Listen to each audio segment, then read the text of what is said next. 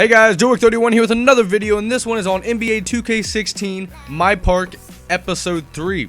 As you can see from the title, we go on an 18-game winning streak this episode, and I'm going to be talking about the NBA free agency that's been creating a lot of hype this year.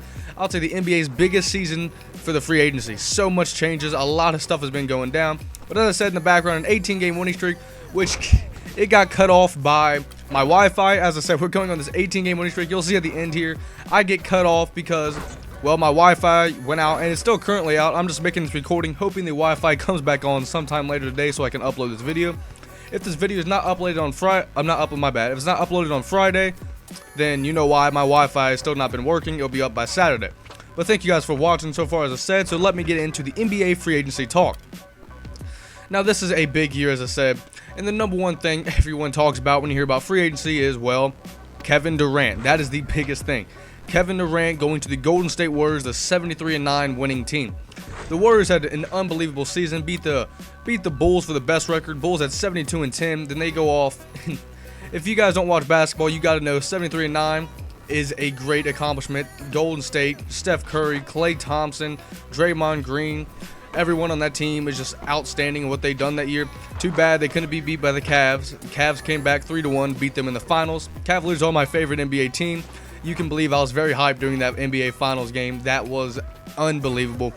But as I was saying here, 73-9 win. That is amazing. That is an amazing team. You really don't need any more help. You got a championship team. No one can really beat you.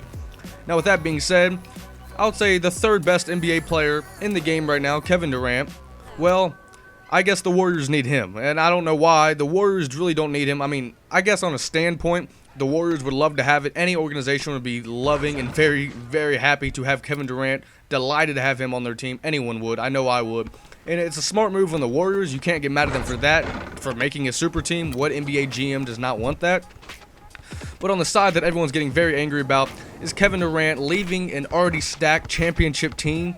Well, Russell Westbrook, Serge Ibaka, Adams, it's a great team. The Oklahoma City team was stacked, along with the Warriors and along with the Cavs. But the Thunder did go and they got 3-1 lead. They had a 3-1 lead on the Warriors in the Western Championship. They had a 3-1 lead, which was blown out. The Warriors just got very hot and won 3 games straight because Klay Thompson went off a lot of those games along with Steph Curry. And as you can tell, Kevin Durant was very, very disappointed in that. Everyone thought he was going to come back next year, get his team together, and come back and hopefully beat the Golden State Warriors. But no, he decides to go off into free agency and sign with the Golden State Warriors, which is unbelievable because he had, 3 teams. He said he had mine, the Boston Celtics, Oklahoma City Thunder, and the Golden State Warriors, which he did pick the Warriors. And that's going to be an unbelievable team. Point guard Steph Curry, shooting guard Klay Thompson, small forward Kevin Durant, power forward Draymond Green, center we're not sure of the center yet. They're going to sign somebody, but it doesn't matter. They can sign the worst center, and they're still going to be a very, very dominant team. I cannot wait to see if they beat their previous 73-9 record. Now, that's what I got talking about Kevin Durant. I do think it's a coward move. I don't think you should go to another championship team after you just got beat by that team. I'd be fine with the Celtics. It's fine he wanted to leave the Thunder, but leaving to a team that just beat you and embarrassed you on live television just to go join up and, I'm going to get the easy ring. I don't like that. I like to see competition. I really don't like to see people joining super teams. I was not happy when LeBron left my Cavs, of course. But it's whatever. I mean, I can't do anything about it. If the man's happy like that, I guess he's happy. I don't think it's a good move. Stephen A. Smith definitely doesn't think it's a good move. But some people agree with him. But I'm just going to leave it at that. Let me know in the comments what you think about Kevin Durant joining the Warriors. Now, on with that, the next big signing, of course, we got Derrick Rose going to the New York Knicks, which is a great pickup. A very, very good pickup for the New York Knicks. Hopefully he stays healthy. That's the big question because everyone knows Chicago Bulls, all the injuries he's had, this torn ACLs, everything's not been going good for him over the last couple years. But he is a hell of a player, youngest MVP in NBA history. If he can just somehow stay healthy and get back to his olden ways, the Knicks are going to have themselves a hell of a point guard, along with, Kristaps, I can never pronounce the name, Kristaps Porzingis. Then you got Carmelo Anthony, Robin Lopez. That's just going to be a great team. I hope they do some good stuff. I don't have a problem with the Knicks. I hope they have a good season. But I want to hear what you guys think about Derrick Rose. I think it's a good move. A lot of people are very lenient. They don't know what to think about it because of his injuries, of course. But I think it is a fantastic move on the New York Knicks part.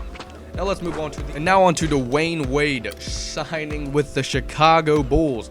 That is a huge, huge pickup for Chicago fans, of course. Dwayne Wade, one of the legends. He's going to be in the Hall of Fame, no doubt. One of the greatest players we have today, especially if he keeps healthy. Now, with that being said, Chicago Bulls, great pickup. What happened with Miami? Why did he leave Miami? That is a huge bummer for Miami fans. He was the heart and soul of the Miami team. Even when LeBron was on Miami, everyone knew Wade was the face of Miami. Wade was the Miami Heat. He's just been he's been a great teammate, he's been a great player. He's really been a face of the organization, a very humble, very nice, very good guy. Great player to look like, to have on your team. When LeBron came to the Heat to make the super team of LeBron James, Chris Bosh, and Dwayne Wade, guess who took the pay cut there? It wasn't Chris Bosh. It wasn't LeBron James. Dwayne Wade took a huge pay cut to let his team bring in two huge superstars at the time. Now, with that being said, a huge pay cut for those amount of years they were there, that's definitely a great move by a great player. Now, after they left, Dwayne Wade still wasn't making enough money as I think he should. A lot of people say he deserves a bigger contract. And, of course, the re-signing of this year, this was his year to get his money, to get what he deserves. And the Miami Heat really offer him some bullshit. They don't really give him anything. They give him, it's a good amount. To any civilian like me, give me $1 million, I'm happy for a long time, of course. But really, for him, and when people make that much money, of course, once you get used to it, there's a certain amount. It's just like working another job. Would you rather get paid $10 an hour or $20 an hour? It's really a no-brainer. Now, with that being said, they basically offered him a real bad offer. They lowballed him after all he's done from the organization, after all the championships he's worked his ass off to get them there, all the pay cuts he took. They give him a lowball offer.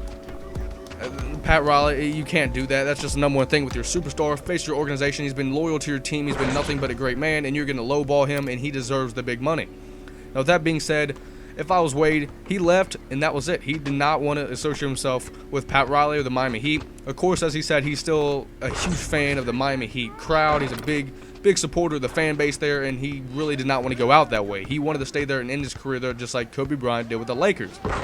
Now, I feel bad for Wade. I know he really loved Miami, but you cannot blame the man. Miami fans agree with the decision. I've never really talked with anyone yet that's disagreed with it. You do not want to get lowballed after you've already been lowballed the last 6 years. He's worth a lot more than he's been getting, and I definitely do appreciate him leaving and going to the Chicago Bulls. He really does deserve a bigger contract, and I'm very happy he decided to do that. Chicago Bulls got Rajon Rondo, Jimmy Butler, Dwayne Wade. Now, with the problem with that, let me get in that.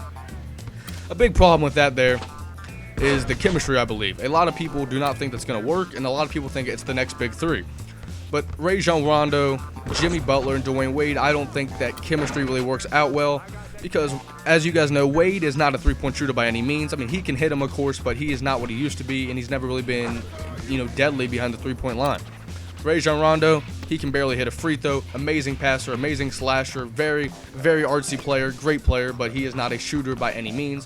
Jimmy Butler, he can shoot, but he's kind of, I would say, a lone shooter. He doesn't really feed off open shots. He kind of makes his own shots. He's a shot creator, of course. But with that being said, Rajon Rondo, I don't think he's going to thrive with the Chicago Bulls system. What you can see from the past years, he really thrives off is a good power forward / center like Kevin Garnett. He really just, has that passing ability to really get big men down in the post, but he is definitely not a shooter. As I said, Wade's not a shooter. All they're going to do is sag off that team. Defense is going to be the problem. All the team's going to easily defend the Chicago Bulls, I believe. Let me know in the comments if you disagree, but that's a big part of everyone's offense. If you can't shoot the ball, teams are just going to sag off and basically stand in the paint. And you really don't want to have that on your team because it's going to put a lot of stress on everyone to shoot the ball if they do not want to shoot. And that creates a lot of confidence issues when you keep missing shots and you cannot find, a way to get inside. And they don't have any dominant big men on the Chicago Bulls right now. So that's going to be a huge, huge issue for them. Now, with that being said, let's move on to the next big free agent pickup. And now the next big free agency pickup, which I wouldn't really say big, but it's definitely a big one for the franchise, and that's the New York Knicks signing Joakim Noah. One hell of a pickup. Because if you guys do not know, Derrick Rose and Joakim Noah, great chemistry, played on the Chicago Bulls, I should say, for a great time. And they were very, very good together. They worked well. Chemistry was perfectly there. They fit just like gel together. They were perfectly together. And now, if Derrick Rose stay healthy, as I said, and Joakim Noah is now in the New York Knicks, that is going to be one deadly duo right there, along with Porzingis, along with Courtney Lee, I should say, and along with Anthony, that's just a good team down there. They really put the pieces together. No one really expected it at the beginning of the year that they're going to be a dominant team like they currently are.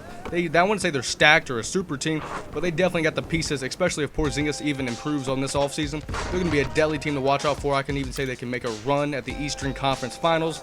I can say they're going to give Cavs a big run for their money, but I don't believe they can take down LeBron or Kyrie Irving. It's just not going to happen, I don't believe, but there's a lot of hope down there. I ain't going to say they're going to win it this year, but maybe next year another signing and a lot of chemistry working together, make that system fit. Actually, it's going to be a great thing for the New York state of New York, and then definitely a great thing for the fan base down there. And now another big thing I want to talk about: Mike Conley signing a $153 million deal, and that is outstanding for Mike Conley. $153 million. Who does not want that? But that's not good on the Grizzlies' part. I don't believe he's a franchise player and worth that amount of money. I mean, he's a hell of a player, don't get me wrong. He hustles, he does everything great. He's a shooter, he's a scorer, he's a slasher. He's a great player for this league. Very well put together guy, very humble. But he's not a $153 million biggest contract in NBA history, and he is not worth that in the slightest, in my opinion. They could have really went after someone like Dwayne Wade. I don't think he wanted to sign in Memphis, but they could have, really worked hard in trying to sign another big name instead of signing Mike Conley to this huge deal. That's really going to create a lot of salary issues for the next couple of years. But hey, he's a good player. Hopefully they know what they're doing. Hopefully they get some good draft picks in the future. Maybe Memphis can build up to be a great team. But I just want to say, I want to hear you guys' opinions on that $153 million deal. And that's why a lot of this talk of everyone on Twitter, all these videos, Vines, whatnot, of everyone saying everyone's coming out of retirement, everyone's working hard to get in the NBA. NFL players now want to play in the NBA because these contracts are ridiculous. The amount of money these players are making are unbelievable. This is just unrealistic. This is like 2K numbers with money. And I'm definitely happy for the players, of course, but I believe this is a little bit too much money to be spending. But hey, let me know what you guys think, and I'm going to move on to the next big thing in my eyes, the big thing everyone wants to know, and where's this player going to go? And I'm talking about, of course, Ray Allen might be coming back into the NBA. Of course, as I said, who won it with this big salary cap? Everyone wants to get paid their millions, of course. But if he comes back, he's going to be a big deal. I know he's getting old. I know he already basically retired, and I know he might be coming back. But he is still going to be one hell of a shooter. Once you acquire the shooting skill, you basically have it for the rest of your life. And he's not really a hard, slasher or anything. He wasn't hard on his body, of course. And on top of that, he's a good defender. He ain't bad, he ain't amazing, but he's definitely a solid defender. And on top of that, can hit the three ball just like anyone else in the league. I think he's up there with Steph Curry, but he's not a running shooter like Steph. Steph runs all around the court and just shoots. He does off-balance shots, contested shots. Ray Allen is I have to put this, he is a stand shooter. He is just a spot-up shooter. That's what he is, and that is definitely what a lot of teams need right now, and he's definitely got it. And what is one team going after this guy, you might ask? One of the best shooters in NBA history. Who's going after this man?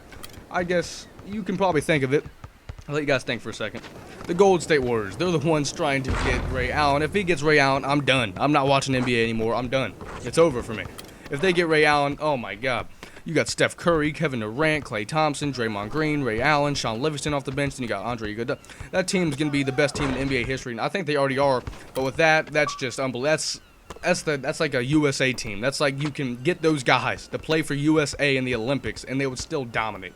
This is an unbelievable team. I don't know if LeBron or Kyrie can take down that team, because I know Ray Allen saved LeBron a couple times, and Ray Allen and LeBron are friends, and I know they have great chemistry together, and hopefully Ray Allen comes to Cleveland, but I don't think that's going to happen, but you never know. No one knows where Ray Allen's mindset right now. I hope he comes to the East. He's been on the Eastern teams his whole life. He's an Eastern man, and I hope he comes to the Cavs to really keep his career like that. But I really do want to see him come back. He's one of my favorite players of all time, and I'd love to see him come back for one more year. But as I said, thank you guys for watching. I hope you guys really agree with me on this free agency talk. I want to know what you guys think in the comment section below.